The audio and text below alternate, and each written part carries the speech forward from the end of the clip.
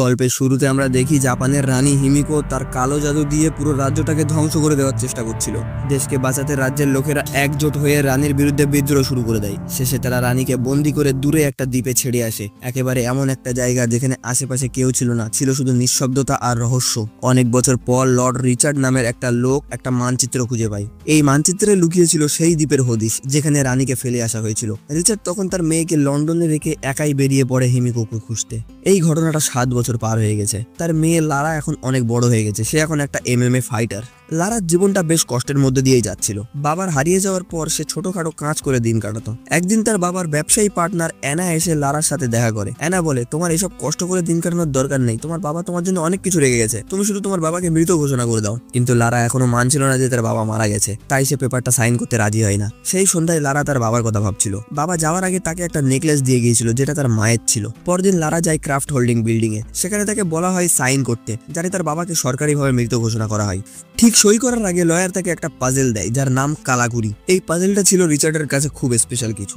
লারা সেটা হাতে নেয় আর সলভ করার সাথে সাথেই বেরিয়ে আসে একটা লুকোনো চিঠি আর একটা চাবি। চিঠিতে লেখা ছিল আমার শেষ অবস্থানের প্রথম শব্দ। লারা তখনই বুঝে যায় এটা তার বাবার কবরের সাথে জড়িত কিছু। সে দৌড়ে যায় রিচার্ডের কবরের পাশে আর বাবার নামের আর লেটার চাপ দিতেই বেরিয়ে আসে একটা গোপন লকিং সিস্টেম। চাবি ঢুকিয়ে ঘোরাতেই কবরের এক পাশে একটা দরজা খুলে যায়। সেখানেই ছিল রিচার্ডের সিক্রেট অফিস। সেখানে লারার চোখ পড়ে একটা পুরনো ভিডিও ক্যামেরায়। সেই ক্যামেরাটাই তার বাবার একটা মেসেজ ছিল। সেই মেসেজে জানা যায় তার বাবা লারার মায়ের মৃত্যুর পরে সে একটা উপায় খুঁজেছিল যাতে আবার তার সঙ্গে দ্বিতীয় জগতে দেখা করা যায়। এই কারণে সে প্রজেক্ট হিমিকো নিয়ে কাজ করছিল। সে চেয়েছিল লারা যেন প্রজেক্ট হিমিকোর সব রিসার্চ কাগজপত্র পুড়িয়ে দেয়, কারণ এই গবেষণা যদি ভুল লোকের হাতে পড়ে তাহলে একটা সর্বনাশ হয়ে যাবে। আর ওখানেই লারা একটা বাক্স পায় যার উপরে হিমিকো লেখা আছে। কিন্তু পুড়িয়ে ফেলার বদলে লারা সঙ্গে সঙ্গে পড়া আর বোঝার চেষ্টা করে। সেখান থেকে সে জানতে পারে হিমিকোর ব্যাপারে, আর এটাও জানতে পারে তাকে নিয়ে যাওয়া হয়েছিল ইয়ামাটা নামের একটা দ্বীপে। লারা বুঝতে পারলো যে তার বাবা হয়তো ওখানেই আছে, এমনকি যে ক্যাপ্টেন তার বাবাকে সেখানে নিয়ে যাবে তার সম্পর্কেও লারা জানতে পারে। কিন্তু যেহেতু লারা এখনো ডেথ পেপারে সাইন করেনি, তাই সে বাবার কোনো সম্পত্তি এখনো পায়নি।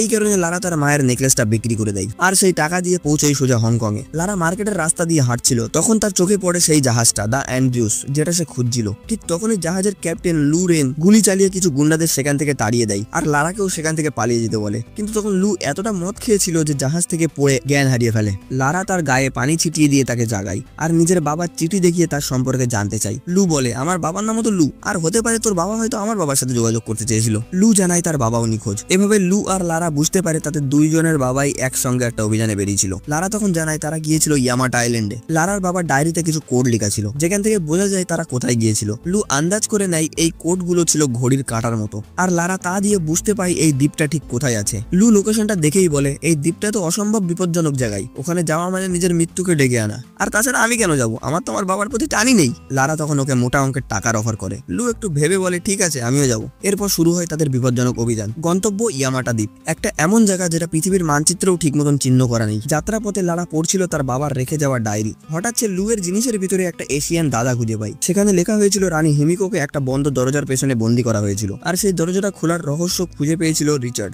লারা জানতে পারে রিচার্ডের এই মিশনের উপরে নজর রাখছিল একটা ভয়ঙ্কর সংগঠন, অর্ডার অফ ট্রিনিটি। এই গোপন সংগঠন চাই হিমিকোর ভেতরের অদ্ভুত শক্তি ব্যবহার করে পুরো দুনিয়ার উপর রাজত্ব করতে। রিচার্ড বুঝতে পেরেছিল যদি এই লোকগুলো একবার হিমিকোর শক্তি পেয়ে যায় তাহলে সারা দুনিয়া ধ্বংস করে দেবে। হঠাৎ করে রাতের ঝড়ে ঘুম ভেঙে যায় লারা। সে দেখে বাইরে বৃষ্টি, ঝড়, চারিদিক কাঁপছে। তারা বুঝতে পারে তারা এখন ইয়ামাটা দ্বীপের একদম কাছাকাছি পৌঁছে গেছে, কিন্তু বড় বড় ঢেউয়ে জাহাজকে ডুবাতে শুরু করে। লু চিৎকার করে বলে, লারা জাহাজকে ছেড়ে দিতে হবে এক্ষুনি। কিন্তু লারা চায় বাবার ডায়েরিটা সে সঙ্গে করে নি। আর তখনই ঘটে একটা দুর্ঘটনা। জাহাজটা ঝড়ে আক্রান্ত হয়ে অর্ধেকটা ডুবে যায় জলের ভিতরে। লারা শেষ মুহূর্তে লাফ দেয় সমুদ্রে।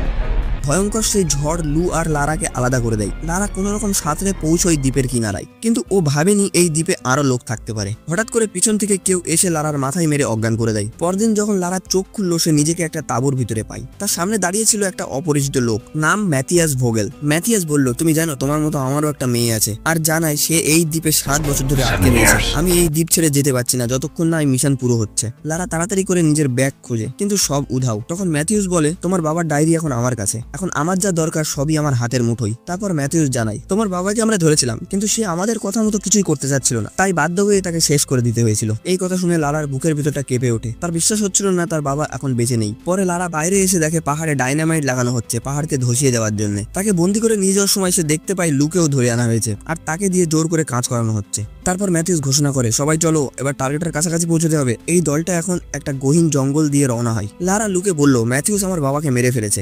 এই কথা শুনে লু বলল, আমিও কয়েদিদের থেকে জানতে পেরেছি আমার বাবাকে ওরা মেরে ফেলেছে। তারপর লারা লুকে বলল, আমার খুব খারাপ লাগছে যে আমি তোমাকে এই ভয়ঙ্কর জায়গায় নিয়ে এসেছি। এদিকে রিচার্ডের ডায়েরি থেকে ম্যাথিউস খুঁজে পেয়েছিল হিমিকোর সমাধিতে প্রবেশ করার দুয়ার। সব কর্মচারী এমনকি লারা আর লুও সেই গুহার রাস্তা পরিষ্কার করতে শুরু করে। হঠাৎ একটা বুড়ো মানুষ অসুস্থ হয়ে পড়ে গেল। ম্যাথিউস লোকটার উপর দয়া না করে ওকে সোজা গুলি করে দেয়। এই সুযোগ নিয়ে লু একটা কুড়াল ছুড়ে মারলো গার্ডের দিকে। সে শুধু একটা সুযোগ দিতে চেয়েছিল যাতে লারা পালাতে পারে। লারা দৌড়ে পালাতে শুরু করে, কিন্তু একটা লোক তার দিকে বন্দুক তুলে নিশানা করছিল। ঠিক সেই মুহূর্তে লু ওর উপর ঝাঁপিয়ে পড়ে। একজন গার্ড তার পিছন করছিল। লারা একটা পাহাড়ের উপর উঠে আসে। সে একটা ভেঙে পড়া গাছের গুড়ির উপর দিয়ে পার হতে চেষ্টা করছিল, কিন্তু হঠাৎ চারিদিকে গুলি চলার আওয়াজ শুরু করলো।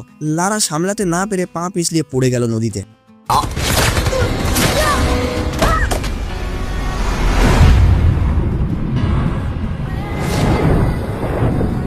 নদীর তীব্র স্রোতের সঙ্গে ভেসে যেতে যেতে সে পৌঁছয় একটা বিশাল ঝর্ণার কাছে। সে ঝর্ণায় পড়ে যাওয়ার আগেই একটা পুরনো প্লেনের অংশ ধরে ফেলে।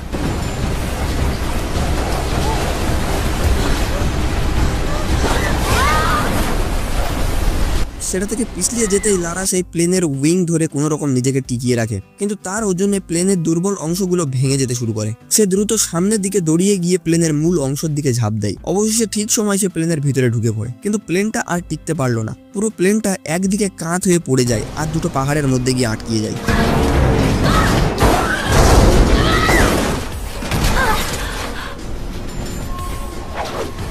সৌভাগ্যজনক প্লেনের মধ্যে পড়ে থাকা একটা প্যারাশুট পাই লারা, আর ঠিক সেই মুহূর্তে লারা নিচে পড়ে যায়। আকাশ থেকে পড়তে পড়তে এই প্যারাশুটটা খুলে ফেলে। সে কোনো রকম ভাবে বেঁচে গিয়ে জঙ্গলের ভিতর ঢুকে পড়ে।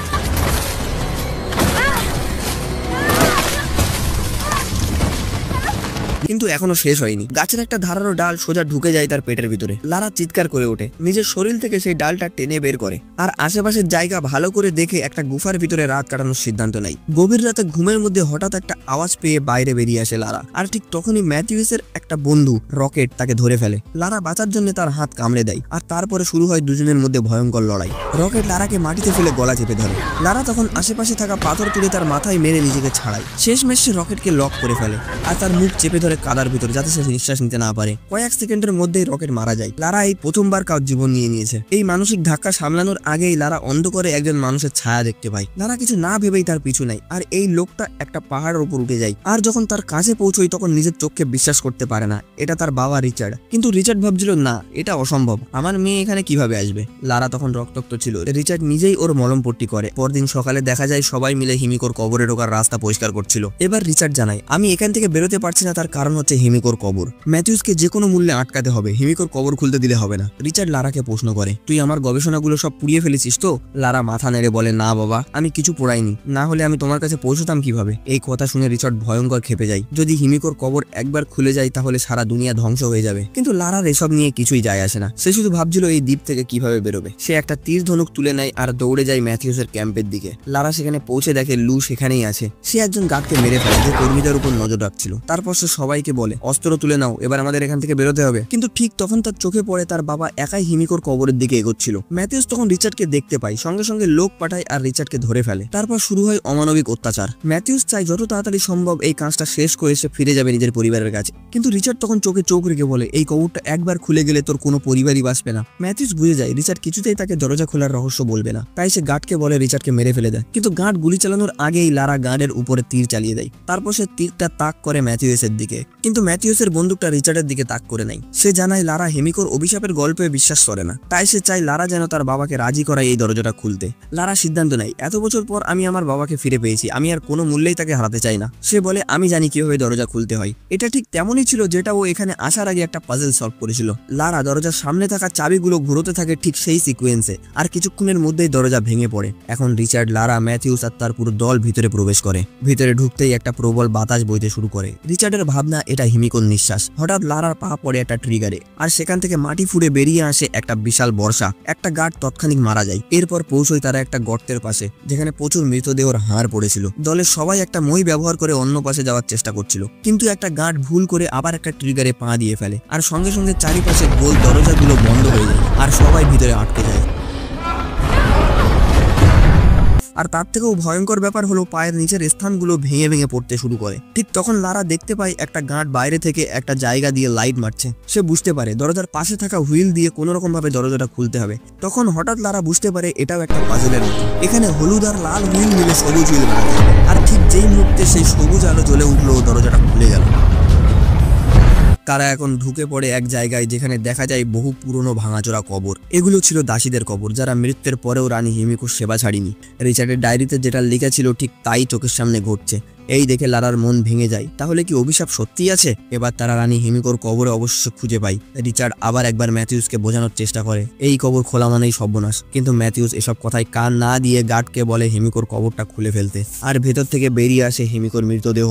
হঠাৎ করে হিমিকোর চোখ খুলে গেল, তার শরীর সাথে সাথে পচতে শুরু করলো। লারা তখন খেয়াল করলো কবরের দেয়ালে আঁকা ছবিগুলোতে হিমিকোকে দানব রূপে দেখানো হয়নি। লারার তখন মনে পড়লো প্রথমের সেই ধাঁধাটা, যেটাই লিখেছিল জীবন ফিরে পেতে হলে হিমিকোকে মরতে হবে, আর কেউ যদি হিমিকোকে ছুঁয়ে নেয় তো তাকে মরতে হবে। লারা গার্ডদের হিমিকোকে ছুঁতে মানা করলো। এটা দেখে বোঝা গেল হিমিকোর শরীরে একটা ভয়ঙ্কর ভাইরাস ছিল। এই মহামারী যেন ছড়িয়ে না পড়ে তার জন্য হিমিকো নিজেকে এখানেই বন্ধ করে রেখেছিল। লারার কথা না শুনে গার্ডগুলো যখন তাকে ছুলো, হিমিকো উঠে বসে পড়লো। এটা দেখে ম্যাথিউস ভাবলো এটা কোনো ড্রামা, ও অত গুরুত্ব দিল না। কিন্তু পরেক্ষণই গার্ডের হাত আর শরীর পুরো পচতে শুরু করলো, আর ভয়ে গার্ডটা অন্ধ গুলি চালাতে শুরু করলো। এই ফায়ারিং এ একটা অন্য গার্ডও মরে গেল, যে ওই হিমিকোকে ছুঁয়েছিল। গার্ডটা যখন ম্যাথিয়াসের দিকে এগোচ্ছিল, ম্যাথিয়াস ওকে গুলি করে সেখানেই শেষ করে দিল। তবুও ম্যাথিয়াস থামলো না। সে ঠিক করলো হিমিকোর একটা আঙুল নিয়ে যাবে আর তার বসকে দেবে। যখন ও এইসব করছিল, লারা তখন একটা কুড়াল তুলে একটা গার্ডের উপরে আক্রমণ করে দেয়। একই সময় রিচার্ডও সেই মৃত গার্ডের বন্দুক নিয়ে ম্যাথিয়াসের পায়ে গুলি মারে। ম্যাথিয়াস দেয়ালের পেছনে লুকিয়ে পড়ে, আর লারার পিছু নিতে লাগলো সেই আহত গার্ড। রিচার্ড তখন ম্যাথিয়াসকে বলল চলে যায় এখান থেকে, আমি তোর পথ আটকাবো না। কিন্তু বাস্তবে সে কখনোই চাইবে না হিমিকোর আঙুল এই দ্বীপ থেকে বাইরে বেরোক। ম্যাথিয়াস তখন রিচার্ডের দিকে গুলি চালাতে থাকে। খুব শীঘ্রই তার বন্দুকের গুলি শেষ হয়ে যায়, আর ঠিক তখনই একজন ইনফেক্টেড গার্ড উঠে দাঁড়ায়, রিচার্ডের উপর ঝাঁপিয়ে পড়ে। রিচার্ড গুলি চালাতে গার্ডটা শেষ হয়ে যায়, কিন্তু তার আগেই গার্ডটা রিচার্ডকেও ছুঁয়ে ফেলেছিল। এখন রিচার্ডও ইনফেক্টেড হয়ে গেছে। সে তার হাত চেপে ধরে একটা বেল্ট দিয়ে টাইট করে বেঁধে নেয়, যাতে ভাইরাসটা ধীরে ধীরে ছড়ায়। এদিকে লারা দাসীদের একটা কবরের ভিতর লুকিয়ে পড়েছিল। তখনই পা পিছলিয়ে একটা গোপন ঘরে পড়ে যায়। সেখানে একটা ট্রিগার চোখে পড়ে লারার। সে সেটার উপর পা দিতেই একটা কাঠের গুঁড়ো যাতে স্টিলের পিন রয়েছে সেটা লারার দিকে এগোচ্ছিল। অনেক কষ্ট করে সেটা থেকে বাঁচতে পারলো লারা, আর সেইটা লেগে গার্ডেরও সেখানে মৃত্যু হয়ে গেল। এরপর লারা আবার ফিরে আসলো হিমিকোর কবরের কাছে, কিন্তু তার বাবা জানায় এখন আমার শরীরেও ভাইরাস চলে এসেছে। লারা কিছুতেই বাবাকে হারাতে চায় না, কিন্তু রিচার্ড বলে আমার জীবনের শেষ মুহূর্তে আমি তোকে দেখতে পেয়েছি, এটাই আমার জন্য অনেক। কথা দে তুই যে কোনো ভাবে এই মহামারীকে এই দ্বীপ থেকে বাইরে বেরোতে দিবি না। লারা কাঁদতে কাঁদতে অস্ত্র তুলে নেয় আর বাবাকে শেষবারের মতো বিদায় জানায়। লারা ঠিক করেছিল যে করেই হোক ম্যাথিয়াসকে এখান থেকে যেতে দেবে না। এখানে লারা আর ম্যাথিয়াসের ভিতরে হাড্ডাহাড্ডি লড়াই শুরু হয়। লারা সিঁড়িটাকে ফেলে দিল যাতে ম্যাথিয়াস বাইরে যেতে না পারে। ম্যাথিয়াস এবার রেগে গিয়ে কোড়াল তুলে লারার দিকে ছুঁড়ে মারে।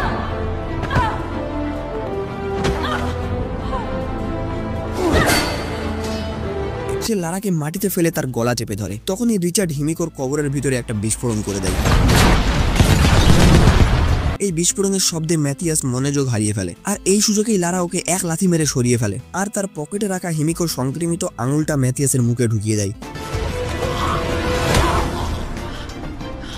এবার ম্যাথিয়াসের শরীরেও ছড়িয়ে পড়ে সেই ভয়ঙ্কর মহামারী। আর দেরি না করে লারা ওকে এক ধাক্কা মেরে ফেলে দেয় সেই কঙ্কাল ভরা গভীর খাদে। পুরো জায়গাটা তখন ধ্বংস হয়ে ভেঙে পড়তে শুরু করে। লারা দেওয়াল বেয়ে যেরকম সেরকম ভাবে উপরের দিকে ওঠার চেষ্টা করছিল।